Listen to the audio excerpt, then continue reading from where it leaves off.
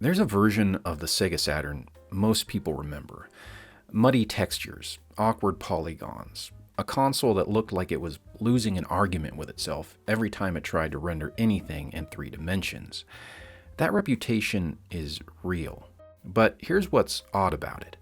The same console that struggled with 3D produced some of the most technically accomplished 2D games ever made.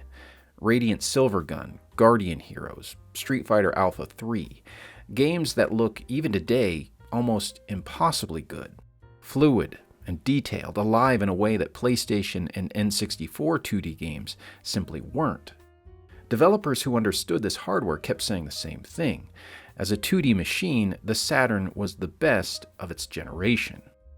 So how does the same console that supposedly couldn't do graphics produce some of the greatest graphics of its era?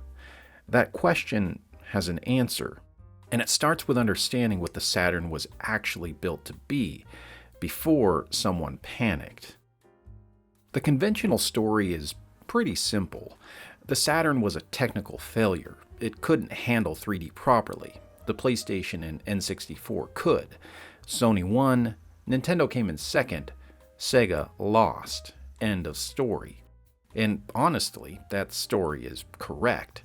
The Saturn did struggle with 3D. Multiple analysts at the time described it as essentially a 2D system. One put it bluntly. Nintendo and Sony had true 3D machines.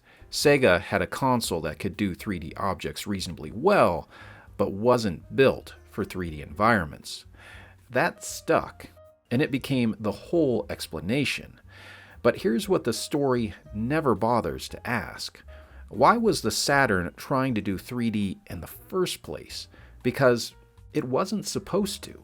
At least, not in the way it ended up doing it. Saturn development started in 1992. The architecture Sega's engineers were building was based on their own arcade hardware, sprite-based, fast, purpose-built to finally bring the real arcade experience into your living room. That was the goal. The Saturn, taking shape in 1993, was described internally as the ultimate 2D console, with 3D capability as a possibility rather than a requirement. Now, this wasn't a company ignoring the future.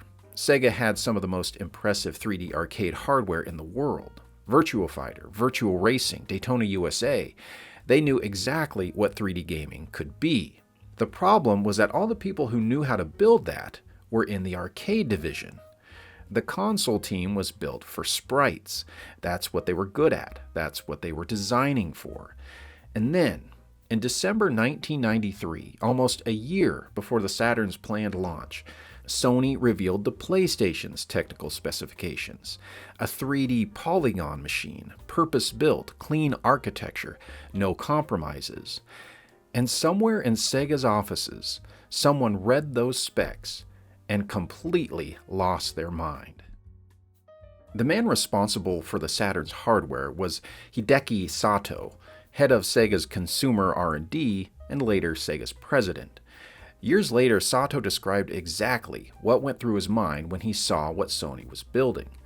In his own words, I quote, "The Saturn actually had just one CPU at the beginning. Then Sony appeared with its polygon-based PlayStation. When I was first designing the Saturn architecture, I was focused on sprite graphics, which had been the primary graphics up to that point." End quote. Sato knew he had a problem. The expertise of Sega's entire console team was in sprite graphics.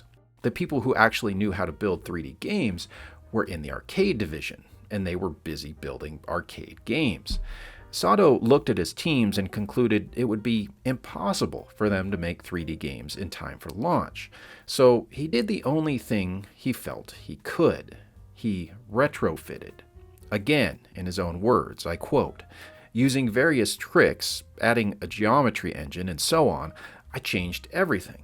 In the end, just like the PlayStation, we had pseudo-polygons built on a sprite base." End quote. When the final PlayStation specs were revealed, claiming 300,000 polygons, Sato added a second CPU to try to close the gap. His reasoning? He said, When you compare the Saturn with the PlayStation, we were completely missing something. The response that I chose was to add another SH processor, so we ended up with two SH2s." End quote. Two CPUs, neither of them originally designed to work together, bolted onto a sprite engine that was never meant to carry them. This is the thing the conventional story misses entirely. The Saturn's 3D problem wasn't a design failure. It was a design change. Made late, made under panic, made on top of an architecture that was never meant to carry it. The result was a console with a split personality. For 2D, the hardware was exceptional. Multiple sprite layers, near arcade perfect ports, a sprite engine that could do things PlayStation and N64 simply couldn't match. For 3D, the architecture was awkward. The Saturn used quadrilaterals, four-sided shapes, as its basic building block. The PlayStation and N64 used triangles, which is how virtually every 3D engine in the industry was being built. Developers already working in PlayStation's pipeline couldn't easily port to Saturn. Most of them didn't even bother trying. And Sega of America had seen this coming. According to Tom Kalinske, Sega's American CEO, Sega of America had fought against the architecture of Saturn for quite some time. Kalinske had actually tried to broker a deal with Silicon Graphics for a better graphics chip. Sega of Japan rejected it. Silicon Graphics then took that meeting to Nintendo.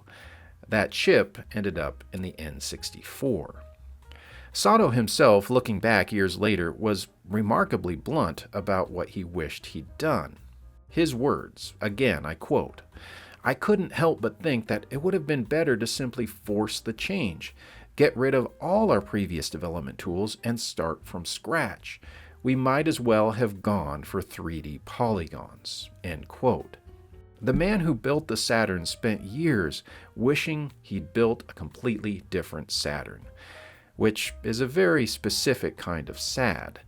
But by the time any of that was clear, the damage was done. May 11th, 1995, the first ever Electronic Entertainment Expo, Los Angeles. Sega CEO Tom Kalinske took the stage and made an announcement nobody in the room was expecting. The Saturn was already on sale, that day, right now, available at 4 retailers at $399. It was a surprise launch designed to get a jump on Sony. It launched with 6 games. Third-party publishers who had software scheduled for the planned September 2nd launch were caught completely off guard. Their games weren't ready. The shelves were nearly empty. KB Toys was so furious they refused to carry the Saturn at all. Then, later that same day, Sony took the stage. SCEA President Steve Race walked to the podium. He said one word, $299, and walked off to applause. The Saturn launched at $399. The PlayStation launched at $299. $100 announced in a single word. It's still one of the most devastating stage moments in gaming history. Internal Sega documents that surfaced decades later confirmed what everybody already suspected. By the end of 1995, the PlayStation had outsold the Saturn in the US by a ratio of 2.7 to 1. Over 645,000 PlayStations versus fewer than 238,000 Saturns. The race was over in the first year.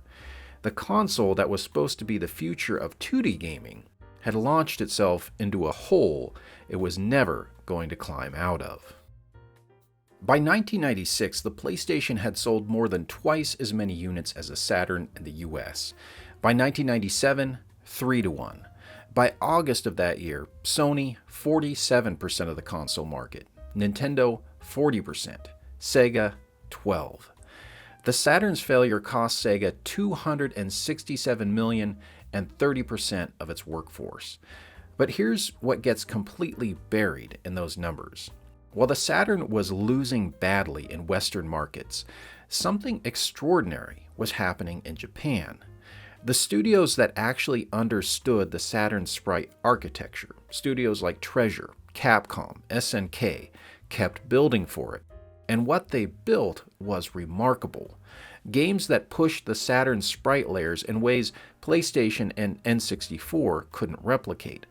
Games still talked about today as technical benchmarks of what 2D could do. Almost none of those games made it to Western markets. To play them, you needed either a modded console, a Japanese system, or a friend who was paying close attention to a machine the industry had already written off. Most players never saw what the Saturn was actually capable of. The console that got retrofitted, rushed to market, and undercut on price was quietly producing one of the greatest 2D game libraries in history in the background, while everyone watched it crash and burn. The Saturn's failure is usually told as a straightforward story. Bad hardware, bad launch, bad result. The bad launch part is absolutely real. The E3 surprise was a disaster. The $399 price was a problem. Rushing to launch with 6 mostly under-optimized games was a choice that was made. But was the hardware really that bad? Or was it just misdirected? What Hideki Sato's team built in 1992, before Sony changed the conversation, was a sprite-based machine designed to do one thing better than anything else on the market: bring the arcade home. Not the 3D arcade, the one that existed in 1992, still running on fast, precise, beautiful 2D hardware. That machine never shipped. What shipped was a retrofit, a panic response, a second CPU bolted onto a sprite engine, trying to simulate something the architecture was never designed to do. And the strange part is this: you can still see the original machine underneath. Every time Treasure released a new game, every time Capcom brought an arcade fighter home and it looked better than the PlayStation version, every time one of those Japanese exclusives surfaced and collectors lost their minds over it. That's the Saturn that was supposed to exist. The Saturn didn't lose because it was necessarily a bad console. It lost because it was the right console for a moment that had already passed. Sega, in trying to catch up to the future, broke the thing they'd already built for the present. So I'm curious about your opinion. When you think about the Saturn, do you think Sega originally built the wrong console or the right console at the wrong time? Let me know your thoughts in the comments below. And if you made it this far, as always, thank you so much for watching. And until next time, happy gaming, my friends.